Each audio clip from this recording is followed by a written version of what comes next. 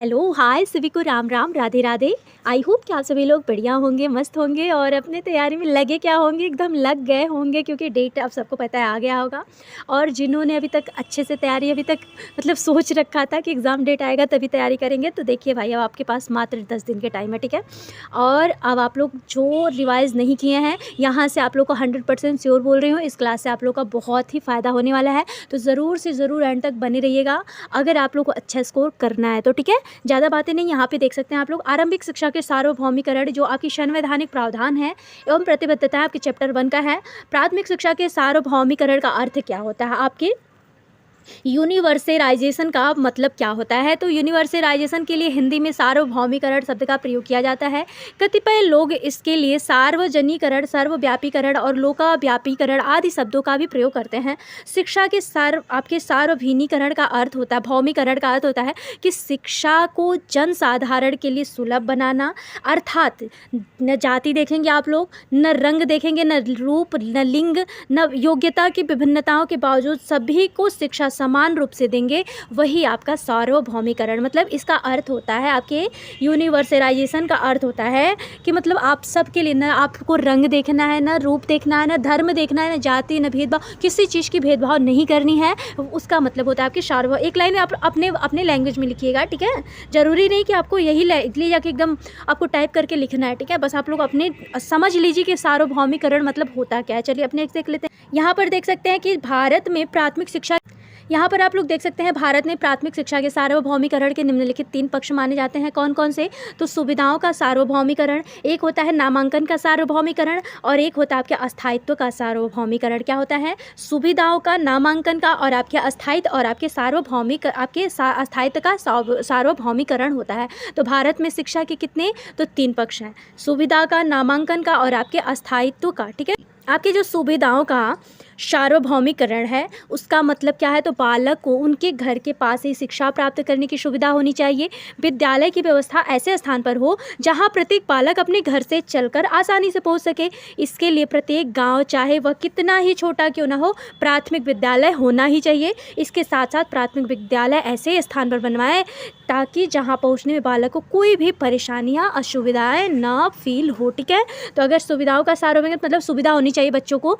और अगर primary school अगर गांव में रह रहा है तो उससे मतलब ज़्यादा मतलब जो भी स्कूल है, जो भी शिक्षा के लिए स्कूल है वो बेटर रहेगा। अगर गांव में रहे तो बच्चे को ज़्यादा जाने में, दूर तक जाने में असुविधा नहीं होगी और वो शिक्षा जो है ईजिली तरीके से प्राप्त कर सके। एक है आप लोगों का नामांकन का सार्वभौमिकरण। तो नामांकन के सार्वभौमिकरण का अर्थ होता है कि 6 से 14 वर्ष तक का देश के सभी बालक बालिकाओं को प्राथमिक शिक्षा नामांकन कराना, अर्थात प्राथमिक विद्यालयों में प्रवेश दिलाना। इसीलिए विद्यालयों की सुविधा उपलब्ध कराने, अर्थात घरों में के निकट विद्यालयों की स्थापना करने के बाद यह प्रयास किया जाना चाहिए कि सभी बालक बालिकाओं विद्यालयों में मतलब अपने जाके नामांकन कराएं। मतलब नामांकन का सार्वभौमिकरण का मतलब ये है कि 6 से 14 वर्ष तक के जो भी देश के सभी बालक हैं, बालिकाएं हैं, प्राथमिक शिक्षा में नामांकन कराना, अर्थात प्राथमिक विद्यालयों में प्रवेश दिलाना, उनके सुविधा के लिए उपलब्ध कराने का, अर्थात घरों के पास मतलब निकट विद्यालयों की स्थापना करना। मतलब ये सारे प्रयास जो है करना चाहिए ताकि बच्चे जो हैं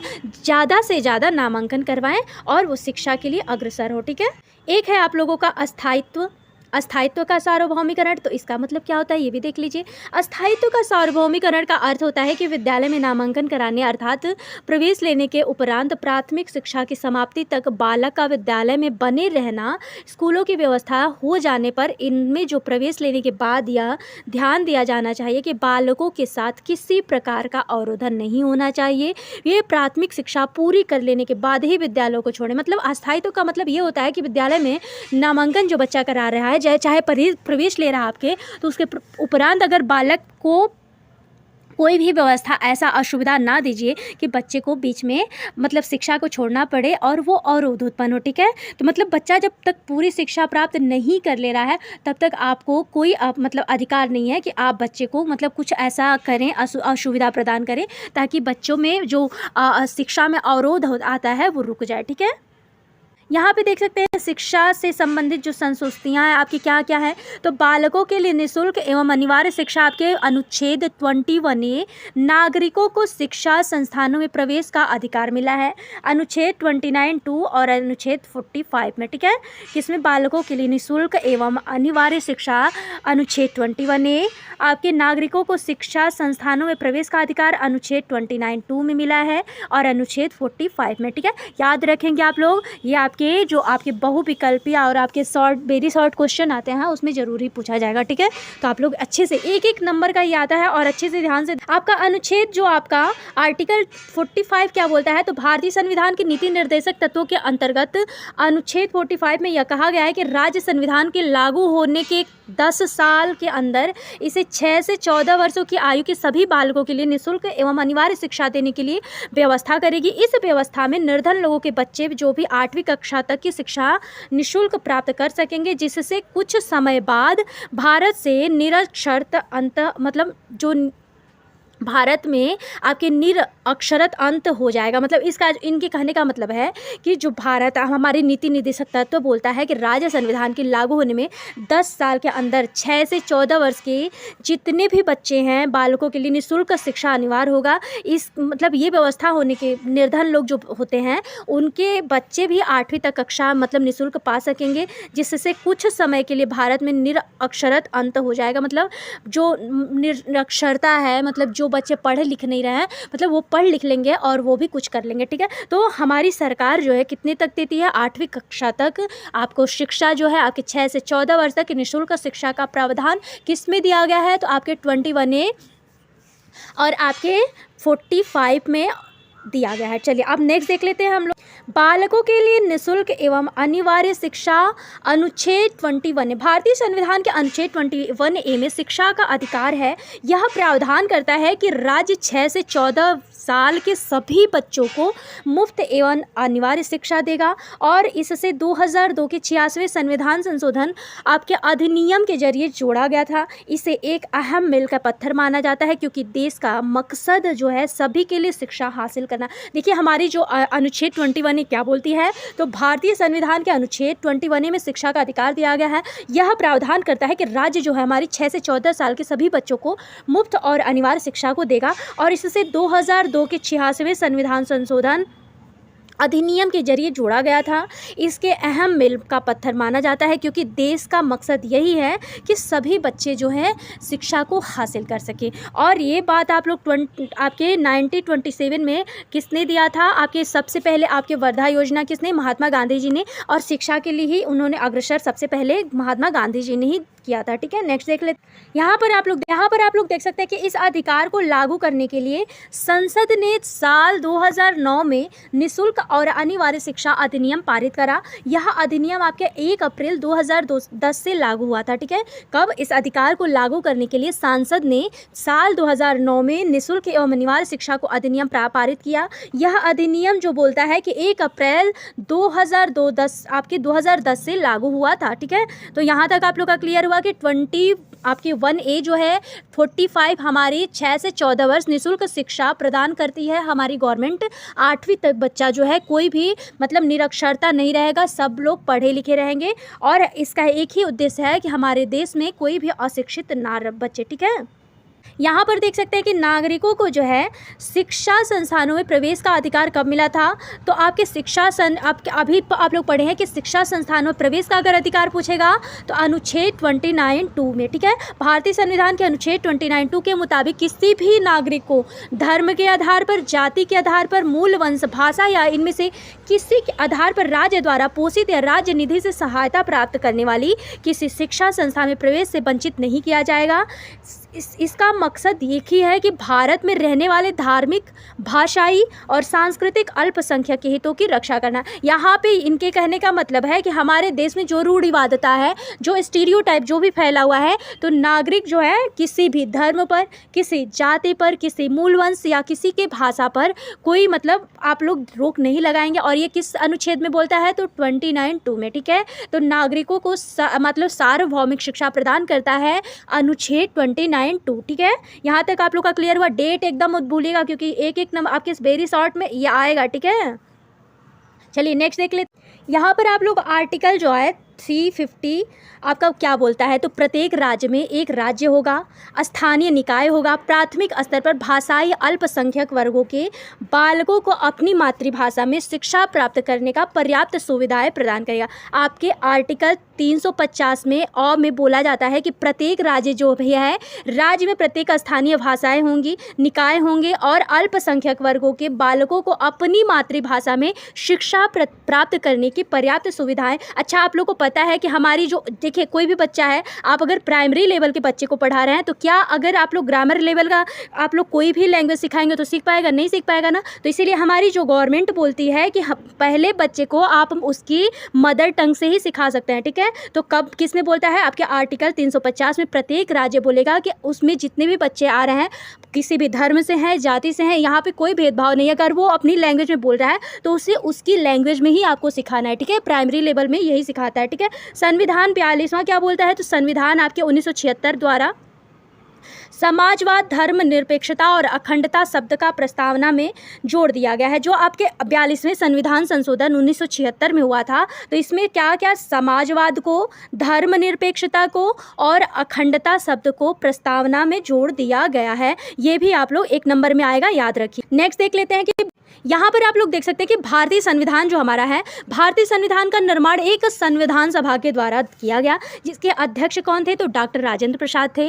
29 अगस्त 1947 को संविधान सभा द्वारा डॉक्टर भीमराव अम्बेडकर को अध्यक्षता में प्रारूपण समिति बनाई गई। गंभीर चिंतन और व्यापक विचार विमर्श के पश्चात संविधान सभा द्वारा इसे 26 नवंबर 1949 को स्वीकार कर लिया गया, जिसमें 26 जनवरी 1950 को लागू किया गया। इसीलिए प्रत्येक वर्ष 26 जनवरी को हम गणराज्य या गणतंत्र दिवस के रूप में, राष्ट्रीय त्यौहार के रूप में मनाया जाता है। तो ये भी याद रखिएगा कि भारतीय संविधान का निर्माण एक संविधान सभा के द्वारा किया गया था, जिसके अध्यक्ष कौन थे? तो आपके डॉक्टर राजेंद्र प्रसाद थे।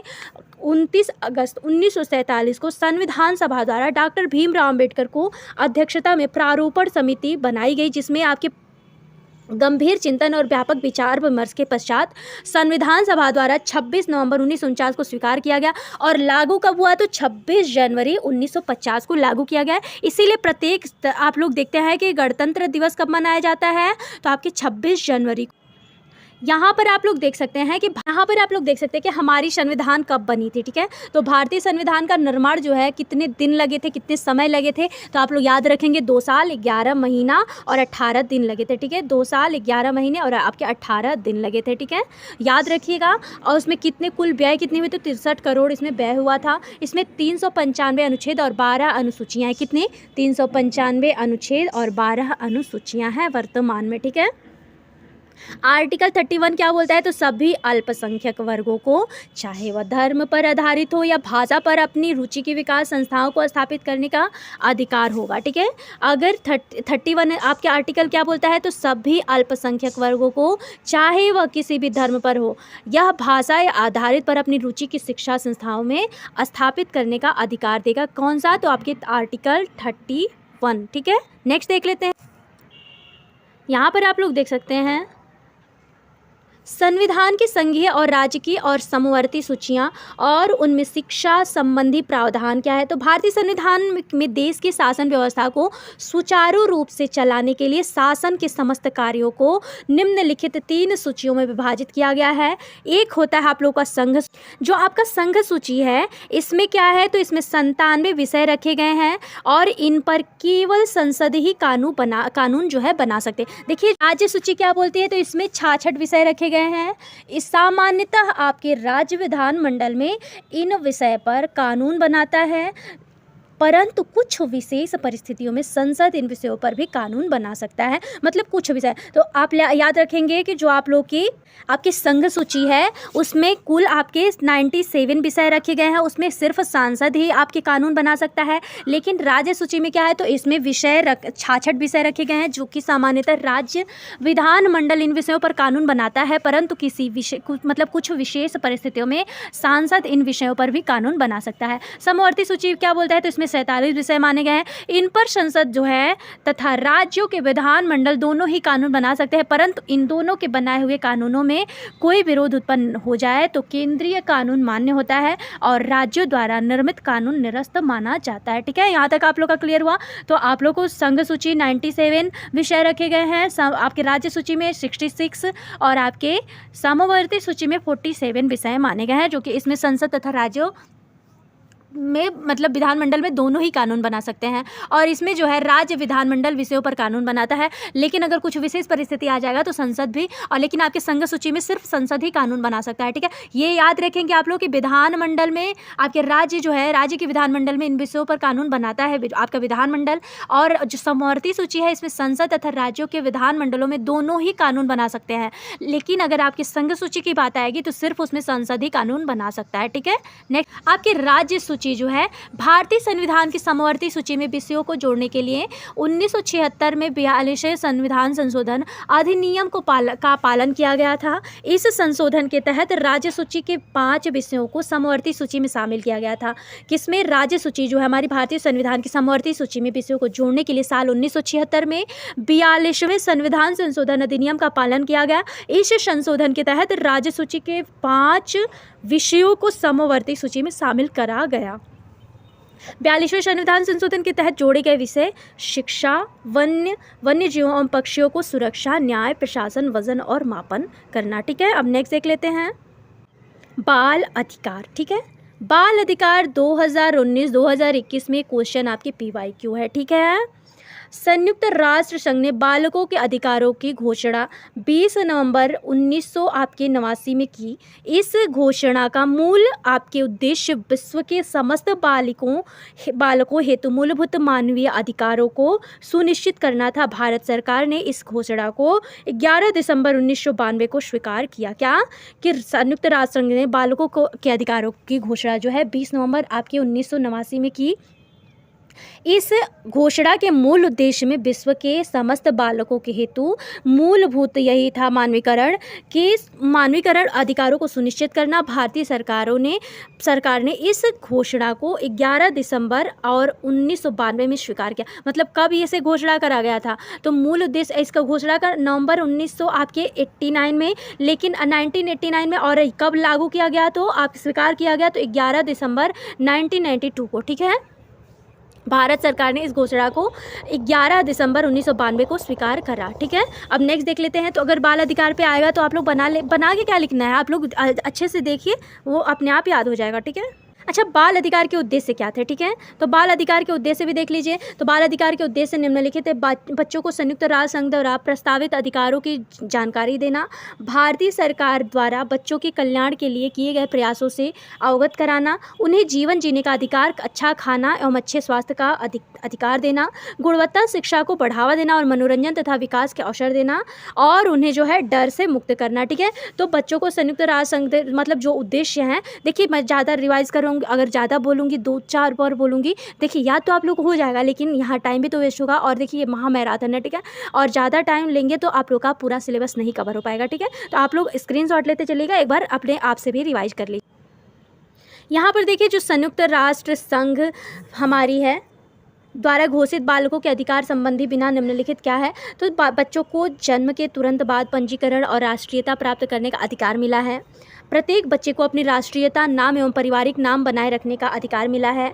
बच्चों को माता पिता की इच्छा के विरुद्ध अलग न करना, मतलब बच्चों को उन माता पिता के विरुद्ध मतलब आप अलग भी नहीं कर सकते हैं। बच्चा जो अगर जन्म ले रहा है तो उसे पूर्ण अधिकार है कि वो पंजीकरण और राष्ट्रीयता प्राप्त करने का बच्चे को पूरा अधिकार है। बच्चा जो है अपनी राष्ट्रीयता, नाम एवं पारिवारिक नाम बनाए रखने का पूर्ण अधिकारी है। माता पिता अथवा परिवार से पुनः एकीकरण और संबंध बनाए रखने का भी अधिकार बच्चे को प्राप्त है। बच्चे के अपहरण, क्रय विक्रय एवं व्यापार को रोकने के लिए राष्ट्र द्वारा कानून बनाना, ये भी आपका पूर्ण अधिकार आपको मिला है। ठीक है, तो आप बच्चे के साथ कोई भी अहित नहीं कर सकते हैं। ठीक है, यदि अगर माता पिता अथवा उनके लिए रखे गए उत्तरदायी व्यक्ति के बच्चों के साथ दुर्व्यवहार करते हैं तो राष्ट्र ऐसे बच्चों को संरक्षण भी देगा। मतलब अगर माता पिता कुछ लापरवाही बच्चों के साथ बरत रहे हैं तो पूर्ण अधिकार है सरकार का, बच्चे का, कि सरकार बच्चे के साथ रहेगी। ठीक है, बच्चे को नशीले पदार्थों का प्रयोग करने से रोकना है। बच्चे बच्चे को आर्थिक शोषण, खतरनाक कार्य करने तथा शारीरिक, मानसिक, नैतिक अथवा आपके आध्यात्मिक दृष्टि से हानि होने से बचाना है, लैंगिक शोषण से बचाना है। ये सारा कर्तव्य, ये सारे अधिकार किसके हैं? तो हमारे हैं, ठीक है।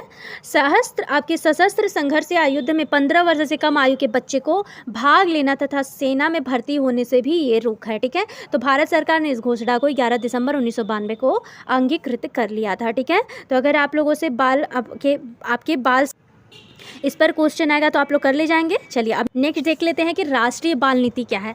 तो भारत सरकार 22 अगस्त 1947 में बालकों को पूर्ण शारीरिक, मानसिक एवं सामाजिक विकास हेतु सर्वोत्तम परिस्थितियों का निर्माण करने हेतु राष्ट्रीय नीति की घोषणा करी, जिसमें कहा गया है कि बालक के जन्म से पूर्व तथा उसके बाद के विकास की पर्याप्त सेवाएं जो है प्रदान करना राज्य का प्रमुख दायित्व माना जाता है। राज्य को 6 से 14 वर्ष की आयु के समस्त बालकों को निःशुल्क और अनिवार्य शिक्षा प्रदान करना है। शिक्षा उपलब्ध कराने हेतु समयबद्ध कार्यक्रम तैयार करना चाहिए। तो ये तो आप लोग अभी पढ़ लिए कि भारत सरकार, देखिए 22 अगस्त 1900 याद कर लीजिए, आप लोग ये रिवाइज कर लीजिए, अच्छे से देख लीजिए कि भारत सरकार 22 अगस्त 1947 में बालकों के पूर्ण शारीरिक, मानसिक एवं सामाजिक विकास हेतु सर्वोत्तम परिस्थितियों का निर्माण करने हेतु राष्ट्रीय नीति की घोषणा करी है, जिसमें कहा गया है कि बालक के जन्म से पूर्व उसके बाद के विकास की पर्याप्त सेवाएं प्रदान करना राज्य का प्रमुख दायित्व, और आपके 6 से 14 वर्ष की आयु के समस्त बालकों को निःशुल्क एवं अनिवार्य शिक्षा उपलब्ध कराने हेतु समयबद्ध कार्य करना तैयार करना भी चाहिए, ठीक है। आप नेक्स्ट देख लेते कि बालकों को उनके माता पिता से तब तक अलग नहीं करना है आपको जब तक कि वह जीवन यापन में सक्षम ना हो जाए, मतलब जब तक वो खुद से मैच्योरिटी नहीं आ जा रही है तब तक आप उसके माँ बाप से आप अलग नहीं कर सकते हैं। राज्य द्वारा बालकों के पोषक तत्वों के अभाव को दूर करने के लिए पोषाहार कार्यक्रम चलाया जाना चाहिए। राज्य द्वारा 14 वर्ष से कम आयु के किसी भी बालक को जोखिमपूर्ण उत्पादक कार्यों में लगाने की अनुमति नहीं दी जानी चाहिए। राज्य को मादक पदार्थों के सेवन एवं उत्पादन तथा व्यापार आदि से बच्चे को बचाना चाहिए, और विद्यालयों में शारीरिक शिक्षा, खेलकूद, वैज्ञानिक एवं सामाजिक गतिविधियों को आप प्रोत्साहन भी देना चाहिए। तो यहाँ तक आप लोग कर ले जाएंगे। देखिए बहुत ईजिली है, थोड़ा सा आप लोग भी अपने तरफ से कवर करते चलिएगा, क्योंकि मैं ज़्यादा रिवाइज कर रहा तो टाइम नहीं बचेगा, ठीक है। अच्छे से देख लीजिए। संवैधानिक प्रावधान क्या है? तो बालकों के संरक्षण और कल्याण के लिए जहाँ भारतीय संविधान में कई प्रावधान किए गए हैं, वहीं अनेक कानूनों का निर्माण भी किया गया है। संविधान के अनुच्छेद 23 के अनुसार स्त्रियों एवं बच्चों का क्रय विक्रय ही नहीं वरन अनैतिक यौन व्यवहार और मजबूरन काम कराने पर भी रोक कराई गई है। आपके किस में? अनुच्छेद 23 में, ठीक है। ये आप लोग देखिए जितना भी अनुच्छेद और एक एक नंबर का है ना, ये आप लोग जरूर देखते चलिएगा, ठीक है।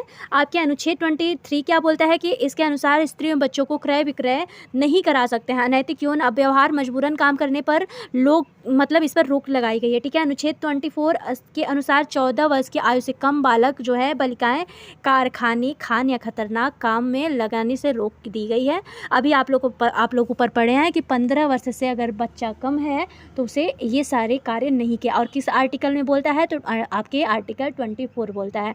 आर्टिकल 23 बोलता है कि इसके अनुसार किसी भी बच्ची या किसी बच्चियों पर, किसी स्त्रियों पर अथवा किसी बच्चे पर आप लोग मतलब क्रय विक्रय का, चाहे शारीरिक, मानसिक, कोई भी आप लोग नुकसान नहीं पहुंचा सकते हैं, वरना सरकार कार्रवाई करेगी।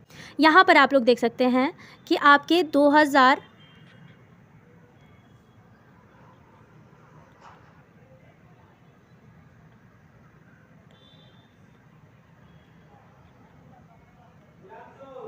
आपके 2017 और 18, 19, 21 तीनों साल 4 साल पूछा गया क्वेश्चन है कि निःशुल्क एवं अनिवार्य बाल शिक्षा अधिकार अधिनियम 2009 RTE क्या बोलता है। तो भारत सरकार ने शिक्षा का अधिकार विधेयक संसद में 4 अगस्त 2009 में प्रस्तुत किया।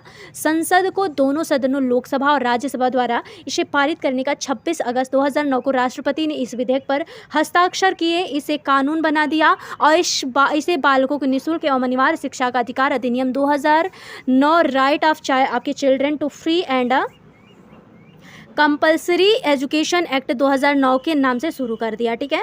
तो याद रखेंगे आप लोग कब शुरू हुआ, तो आपके 4 अगस्त 2009 को प्रस्तुत किया गया और राष्ट्रपति ने इसे विधेयक पर हस्ताक्षर और कानून का पारित किया। कानून कब बनाया? तो 26 अगस्त 2009 में संसद के दोनों सदन लोकसभा और आपके राज्यसभा द्वारा इसे पारित किया गया, ठीक है। तो आप लोग याद रखेंगे आपके RTE 2009 भारत सरकार ने शिक्षा का अधिकार विधेयक संसद में 4 अगस्त 2009 को प्रस्तुत किया। संसद में आपके लोकसभा और राज्यसभा दोनों ने मिलकर इसे कानून पारित किया और 26 अगस्त 2009 को राष्ट्रपति ने इस पर हस्ताक्षर करके इस विधेयक पारित कर दिया। ठीक है, इसे कानून बना दिया। इसे बालकों का निःशुल्क एवं अनिवार्य शिक्षा का अधिकार अधिनियम 2009 के नाम से जाना जाता है। ठीक है, संक्षेप में इसे शिक्षा का अधिकार अधिनियम 2009 भी कहा जाता है। मोस्ट इंपॉर्टेंट, सोचिए PYQ है तो मैच पूरा कर सकता है। ठीक है, DLED में ज़्यादा क्वेश्चन रिपीट होने की बहुत ही ज़्यादा संभावनाएं रहती हैं। ठीक है, सरकार ने इस शिक्षा का अधिकार अधिनियम 2009 को 1 अप्रैल 2010 से संपूर्ण देश में लागू कर दिया। शिक्षा का अधिकार अधिनियम 2009 की विशेषताएं क्या हैं, तो ये आप देख सकते हैं। 2019 और 18 में क्या पूछा है, 6 से 14 वर्ष तक के आयु के प्रत्येक बालक का अनिवार्य रूप से प्राथमिक शिक्षा प्राप्त करने का अधिकार है। बालक की यह शिक्षा जो है पूर्णतः निःशुल्क होगी। ठीक है, तो यहाँ तक आप लोग का क्लियर हुआ। देखिए, मैं ज़्यादा आप लोग को इसलिए रिवाइज नहीं करा क्योंकि यही सारे क्वेश्चन हैं घुमा फिरा के आपसे RTE पूछेगा, आपसे आर्टिकल 21, 23, 24 के बारे में पूछेगा, बहुत पूछेगा, डीपली पूछेगा, तो आपके संविधान के बारे में पूछ सकता है। तो आप लोग अच्छे से देख, यदि कोई बालक जो है अपने 6 वर्ष की आयु पर किसी विद्यालय में प्रवेश नहीं ले पाता है तो वह बाद में अपनी आयु के अनुरूप कक्षा में प्रवेश प्राप्त कर सकता है। यदि किसी विद्यालय में प्राथमिक शिक्षा पूर्ण करने की व्यवस्था नहीं है तो बालक को किसी दूसरे विद्यालय में स्थानांतरण लेने का भी पूर्ण अधिकार माना जा रहा है। उन स्थानों पर जहाँ विद्यालय नहीं है, अधिनियम लागू होने के 3 वर्षों की कालावधि में विद्यालय जो है स्थापित करने का उत्तरदायित्व जो है राज्य सरकार और उसके अधिकारियों का होगा।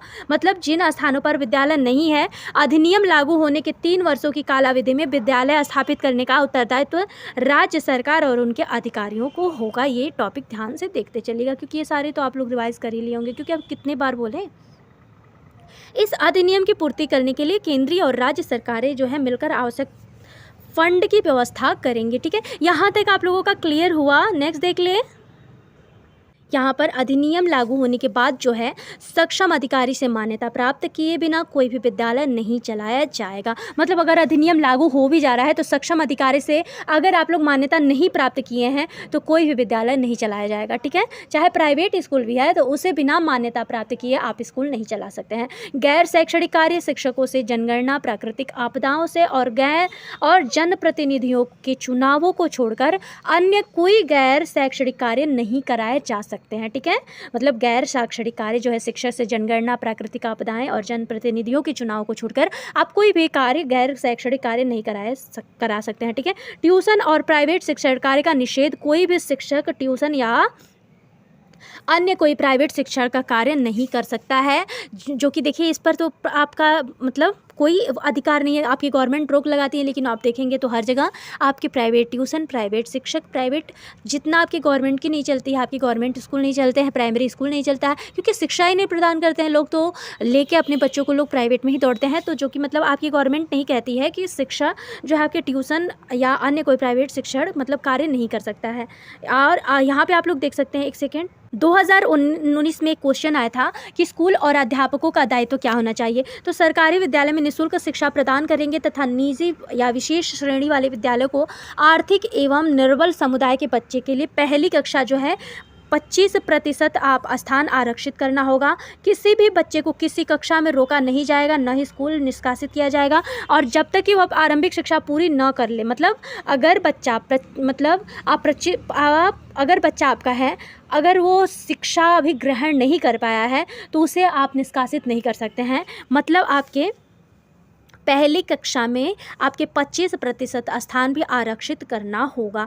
किसी भी बच्चे के शारीरिक या मानसिक दंड नहीं, देखिए वही सब चीज़ दोहराएगा। ठीक है, मैं बोल तो रही हूँ, अगर आप लोग एक टॉपिक अच्छे से आप आर्टिकल 21A, 23, 24 और आपके 42 और आपके संविधान के बारे में अच्छे से अगर आप लोग पढ़ ले रहे हैं, श्योर बोल रही हूँ सारे क्वेश्चन यहीं से मैच करते हैं। डेट, आपके प्रमाण पत्र के अभाव में किसी भी बच्चे को प्रवेश से इनकार नहीं किया जा सकता है। अध्यापकों को पाठ्यक्रम के अनुसार पढ़ना और उसे पूरा कराना, अध्यापकों को नियमित रूप से स्कूल में उपस्थित भी होना पड़ेगा। ठीक है, अब ये है आपका चैप्टर 2। ठीक है, स्वतंत्रता के पूर्व शिक्षा। वैदिक युग में जो है हमारे शिक्षा गुरुकुल में दी जाती थी। उसके बाद बौद्ध युग में बौद्ध मठों या आपके विहारों शिक्षा में दी जाती थी। मुस्लिम युग में आपके मकतबों और मदरसों में शिक्षा दी जाती थी।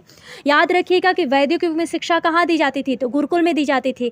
बौद्ध युग में आपके बौद्ध मठों या बिहारों में शिक्षा दी जाती थी। मुस्लिम जब युग आया तो आपके मकतबों में शिक्षा दी जाती थी या मदरसों में शिक्षा दी जाती है।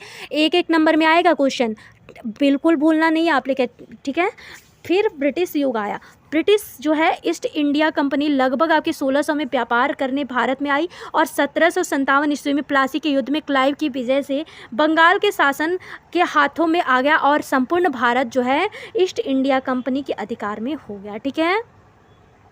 याद रखेंगे आप लोग कि जब उसके बाद आपके ब्रिटिश युग आता है, मतलब पहले आपके गुरुकुल में, फिर आपके बौद्ध युग में आपके बौद्ध मठों या बिहारों में शिक्षा दिया गया। मतलब बिहार वही आपके कॉलेज, जो आपके गुरुकुल होता था, कॉलेज होता था, अब वही बिहार के नाम से जा। मुस्लिम युग में मकतब बोलिए या तो आप मदरसा बोलिए। उसके बाद आपके ब्रिटिश युग आता है। ब्रिटिश में ईस्ट इंडिया कंपनी लगभग 1600 में व्यापार करने भारत आई और 1797 ईस्वी में प्लासी के युद्ध क्लाइव की विजय से बंगाल के शासन अंग्रेजों के हाथ में आ गया और संपूर्ण भारत जो है ईस्ट इंडिया के कंपनी के अधिकार में हो गया, ठीक है। तो देखिए आज से चैप्टर 2 मैं सोच रही हूँ कि कल प्रोवाइड करा दूँ, क्योंकि ये क्लास लंबा होगा और कोई अगर अच्छा रिस्पांस नहीं देंगे आप लोग तो मतलब शायद ही करा पाऊँ। अगर अच्छा रिस्पांस देते हैं तो श्योर बोल रही हूँ, और ये क्लास आप लोगों के लिए सच में बहुत ही हेल्पफुल होगा। अगर आप लोग बोलेंगे तो मैं पूरा आरंभिक शिक्षा के नवीन प्रयास आप लोग का कंफर्म बोल रही हूँ और बिल्कुल अच्छे मार्क्स से आप लोग क्वालिफाई करेंगे। अगर आप लोग मुझे थोड़ा सा भी अच्छा रिस्पांस देंगे तो मैं नेक्स्ट वीडियो ज़रूर अपलोड करूँगी। मिलती हूँ सभी को नेक्स्ट वीडियो में, तब तक के लिए सभी को राम राम, राधे राधे। अगर आप लोगों को पसंद आए तो प्लीज़ अच्छा रेटिंग दीजिएगा ताकि थोड़ा सा मोटिवेशन मिले। मिलती हूँ सभी को नेक्स्ट वीडियो में, तब तक के लिए सभी को राम राम, राधे राधे।